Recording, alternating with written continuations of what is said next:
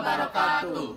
Kami dari kelompok 1 kelas A Indralaya yang beranggotakan saya Iqbal Adrian Milka, saya Putri Aulia, saya Nabila Adelia, saya Nini Kartika, dan saya Hendra Ginanda akan menampilkan video praktikum Biokimia 2. Selamat menyaksikan. Adapun alat yang digunakan seperti pisau, gelas ukur, beker gelas, pipet tetes, pengaduk, kemudian mortal, dan toples. Adapun bahan yang digunakan, yang pertama ada pisang kepok, gula, asam cuka, ragi, dan asam asetat. Selanjutnya, prosedur pertama ialah cuci dan potong pisang yang akan kita gunakan. Prosedur yang kedua, timbang pisang sebanyak 2 kg, kemudian dipotong kecil-kecil. Hal ini bertujuan untuk memperluas permukaan pada pisang tersebut.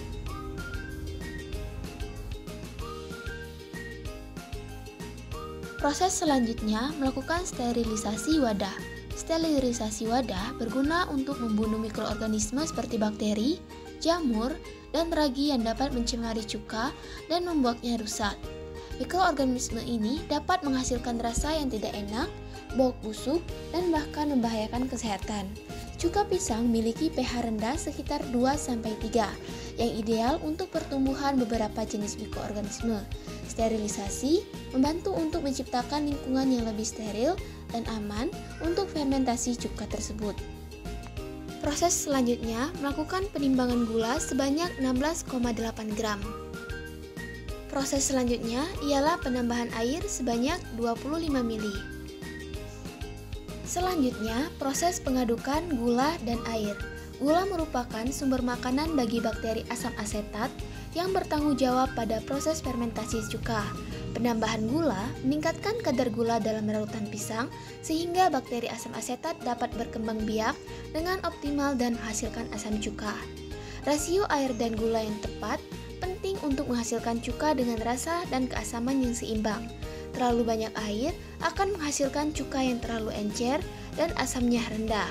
Terlalu sedikit air akan menghasilkan cuka yang terlalu pekat dan asamnya tinggi. Air membantu melarutkan gula dan mempermudah bakteri asam asetat untuk mengaksesnya.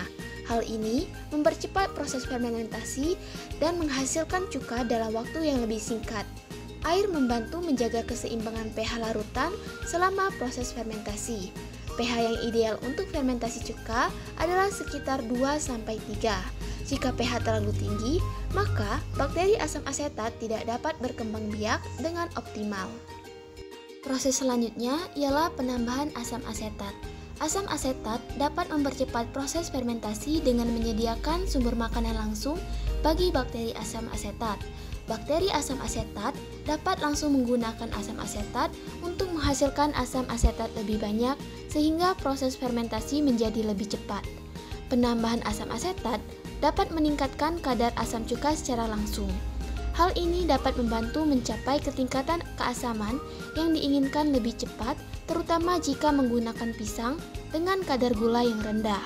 Asam asetat dapat membantu menghasilkan cuka dengan rasa yang lebih tajam dan aroma yang lebih kuat. Asam asetat juga dapat membantu mencegah pertumbuhan mikroorganisme yang tidak diinginkan sehingga meningkatkan kualitas dan masa simpan cuka tersebut. Proses selanjutnya ialah penambahan ragi.